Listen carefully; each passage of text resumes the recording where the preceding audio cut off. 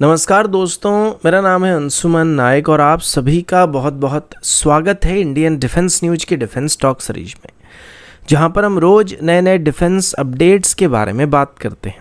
तो चलिए देर ना करते हुए आज की वीडियो शुरू करते हैं।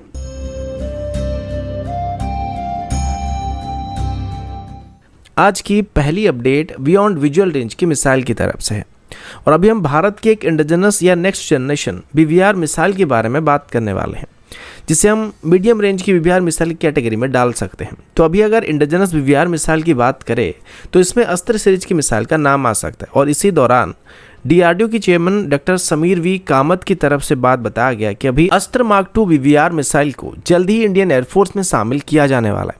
अस्त्र मार्क 2 से इंडियन एयरफोर्स की BVR कॉम्बैट कैपेबिलिटीज में काफ़ी हद तक इंप्रूवमेंट होने की उम्मीद किया जा रहा है, जो कि हमें चाइना और पाकिस्तान दोनों के खिलाफ BVR एडवांटेजेस को मेंटेन करने में मदद कर सकता है। डॉक्टर कामत ने बताया कि ये मिसाइल अगले 2 से 3 सालों के अंदर इंडियन एयरफोर्स में इंडक्ट होने के लिए बिल्कुल तैयार हो जाएगा। और अभी कुछ दिन पहले ही DRDO की तरफ से बात बताया गया था कि अभी DRDO की तरफ से इसकी एक्चुअल वॉरेट के साथ टेस्टिंग को स्टार्ट करने की उम्मीद किया जा रहा है, जो कि इसी साल के अंत तक कंडक्ट किया जाएगा। तो अभी ऐसा लग रहा है कि जल्द से जल्द इसकी टेस्टिंग को कंप्लीट किया जाने वाला है और सुपर सुखोई अपग्रेड के साथ ही इनको लॉन्च किया जाने वाला है। अस्त्र मार्क 2 का रेंज 140 किलोमीटर से लेके 160 किलोमीटर तक होने की बात किया जा रहा है, जो कि इसकी प्रीवियस वेरिएंट यानी कि अस्त्र मार्क 1 से काफ़ी बेहतर है। इसका मेन कारण अस्त्र मार्क 2 में इस्तेमाल होने वाली नई डुअल पल्स प्रोपल्शन सिस्टम को भी हम लोग कह सकते हैं। वहीं पर डॉक्टर कामत ने यह भी बताया कि इस मिसाइल की ज़्यादा सिस्टम्स को डेवलपमेंटल फेज में ही सक्सेसफुली वैलिडेट कर दिया गया था, जिस वजह से इसको ज़्यादा समय तक टेस्ट करने की जरूरत नहीं पड़ी। इस वजह से इसकी यूजर ट्रायल कंप्लीट होते ही इसको फुल स्केल प्रोडक्शन के लिए क्लियर किया जा सकता है।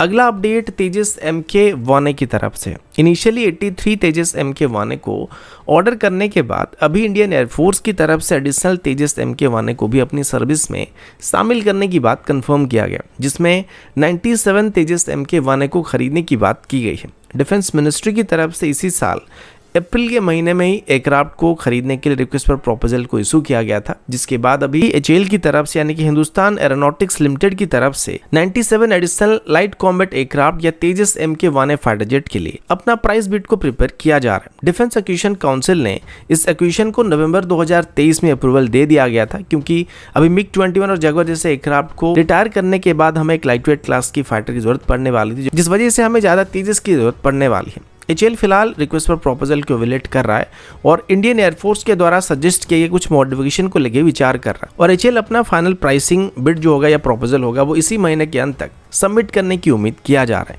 इसके आगे जब HAL अपना प्राइस बिड को सबमिट करेगा तो defence ministry contract negotiation process को इनिशिएट करेगी, जिसके बाद डील को फाइनलाइज किया जा सकेगा। लेकिन सोर्सेज के मुताबिक जनरल इलेक्ट्रिक की 404 सीरीज के इंजन की सप्लाई डिले होने की वजह से इस कॉन्ट्रैक्ट प्रोसेस में थोड़ा डिले होने की उम्मीद किया जा रहा है।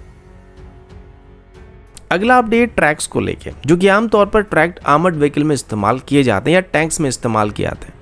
आमतौर पर ये ट्रैक्स मेटल ट्रैक्स होते हैं या स्टील ट्रैक्स होते हैं, लेकिन अभी defence research and development organisation यानी कि DRDO की तरफ से अपनी टेक्नोलॉजी डेवलपमेंट फंड स्कीम के अंदर एक नए प्रपोजल को अनाउंस किया गया।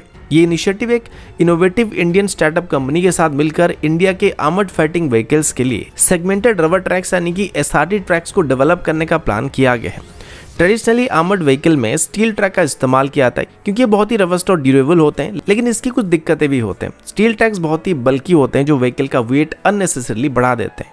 इन ट्रैक्स से सिग्निफिकेंट नॉइज और वाइब्रेशन वगैरह जनरेट होता है, जिससे क्रू को फैटिग होने के साथ साथ व्हीकल का स्टिल्थ भी वहाँ पे कॉम्प्रोमाइज हो जाता है, जिस वजह से अभी DRDO की तरफ से खास करके आर्मर्ड व्हीकल के लिए एक स्पेशल रबर ट्रैक को डेवलप करने का फैसला किया गया था, जिसका नाम सेगमेंटेड रबर ट्रैक्स होने वाला है। रबर को स्टील या कंपोजिट कॉर्ड के साथ इंटीग्रेट करके SRTs स्टील ट्रैक्स की लिमिटेशन को मिनिमाइज करने के लिए इस्तेमाल किया सकते हैं। SRT स्टील ट्रैक के मुकाबले कई गुना हल्के होते हैं, जो व्हीकल की ओवरऑल वेट को 40% से 50% तक रिड्यूस कर सकते हैं, जिसका मतलब ये कि बेटर फ्यूल एफिशिएंसी, मैन्युवरेबिलिटी और इंक्रीज पेलोड कैपेसिटी को प्रोवाइड कर सकते हैं। रबर स्टील के मुकाबले काफ़ी कम नॉइज और वाइब्रेशन को जनरेट करता है। इससे क्रू को कंफर्टेबल राइड मिलने के साथ साथ जो फैटिग होता है उसको कई गुना रिड्यूस किया सकता है, जिससे मिशन इफेक्टिवनेस कई गुना इंप्रूव होने की उम्मीद किया जा रहा है। लेकिन इनकी मेजर ड्रॉबैक ये है कि इनको जल्दी रिप्लेस करने की ज़रूरत पड़ने वाली है, लेकिन इसका भी तोड़ निकालते हुए DRDO की तरफ से इनको मॉड्यूलर ढंग से बनाया गया, जिनको बहुत ही आसानी से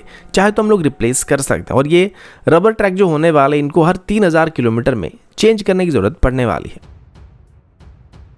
अगला अपडेट VLSR SAM की तरफ से है। आप सबको पता होगा कि DRDO की तरफ से खास करके इंडियन नेवी की क्लोज रेंज की एयर डिफेंस सिस्टम को ध्यान में रखते हुए अस्त्र मिसाइल को बेस करके VLSR SAM को डेवलप करना स्टार्ट किया गया था और इससे बैरक 1 सिस्टम को रिप्लेस करने का प्लान किया गया था। अभी DRDO की तरफ से VLSR SAM air defence system में कुछ मेजर अपग्रेड करने की बात की गई है। इस अपग्रेड के अंदर VLSR SAM की वर्टिकल लॉन्च यूनिट यानी कि VLU को रीडिजाइन किया जा रहा है, जो पहले किए गए टेस्टिंग के दौरान आइडेंटिफाई किए गए लिमिटेशन को ध्यान में रखकर किया गया था। सबसे नोटेबल चेंज इसकी पेनुलम अपटेक चैम्बर यानी कि PUC डक में किया जा रहा है। पहले एक single large duck 8 missile canister हुआ करता था, लेकिन अभी नई VLU डिजाइन में 4 छोटी इंडिविजुअल PUC डक रहेंगे।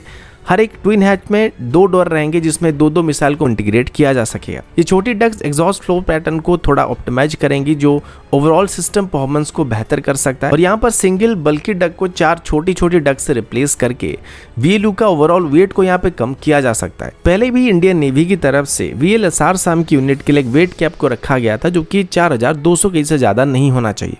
अब ये नए डिजाइन हल्का होने के साथ साथ इसके कुछ नेगेटिव साइड भी होने वाले हैं, जैसे कि ट्विन हैच डोर्स का 180 डिग्री ओपनिंग VLU को नेवल वेसल पर साइड बाय साइड पोजीशन में रखने में हमको दिक्कत दे सकते हैं। यानी कि पहले के मुकाबले हम सेम जगह पर कम मिसाइल को या VLU को इंटीग्रेट कर सकते हैं, जिस वजह से अगर पहले हम 32 VLSR SAM को कैरी करने के लिए मान लीजिए 10 स्क्वायर फीट की जगह लेते थे, लेकिन अभी इसके लिए हमको थोड़ी और ज्यादा जगह की जरूरत पड़ने वाली है। लेकिन चिप्स में कुछ छोटे मोटे चेंजेस करने के बाद इसको एडजस्ट किया जा सकता है।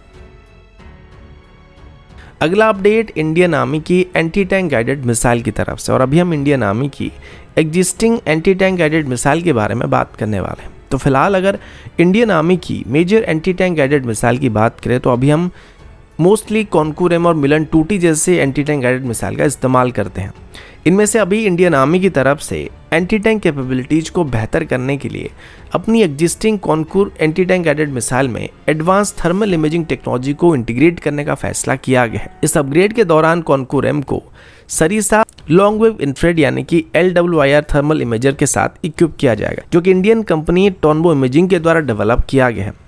Sarisa LWIR thermal imager Konkurs M anti tank guided missile system के लिए एक बहुत ही खास अपग्रेड है। ये एक cooled long wave infrared imager होने वाला है, जो कि दिन हो या रात हो या फिर किसी भी वेदर कंडीशन में एक्सटेंडेड रेंज पर टारगेट को डिटेक्ट और आइडेंटिफाई करने की कैपेबिलिटी दे सकता है।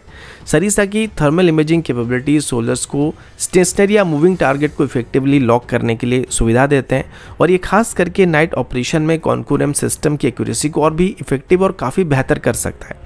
टोनबो इमेजिंग की तरफ से सरीसा सीकर को कुछ इस तरीके से डिज़ाइन किया गया कि इसे बहुत ही आसानी के साथ existing Konkurs anti tank guided missile में इंटीग्रेट किया जा सकता है, जिसके लिए बस इसकी पुरानी सीकर को निकालकर उसकी जगह पर नए सरीसा सीकर को फिट करना होता है, और इसके लिए जो एडिशनल अटैचमेंट की जरूरत पड़ती है उसको भी इसी के साथ ही कंपनी की तरफ से प्रोवाइड किया जाता है। और साथ ही इनको पुराने anti tank guided missile launcher के साथ इंटीग्रेट करने में कोई ज़्यादा समय भी नहीं लगता है, और बैटल फील्ड में भी ज़रूरत पड़ने पर इनको चेंज किया जा सकता है। इसके साथ ही एक सेफ सील्ड को भी यहाँ पे कंपनी की तरफ से प्रोवाइड किया जाता है, जो कि मिसाइल को लॉन्च करते समय सोल्जर को मिसाइल की नोजल से निकलने वाली गैस और डबरीज से प्रोटेक्शन को प्रोवाइड कर सकता है। तो दोस्तों अभी के लिए इतना ही, मिलता हूँ आपसे अगले वीडियो में, तब तक के लिए जय हिंद, वंदे मातरम।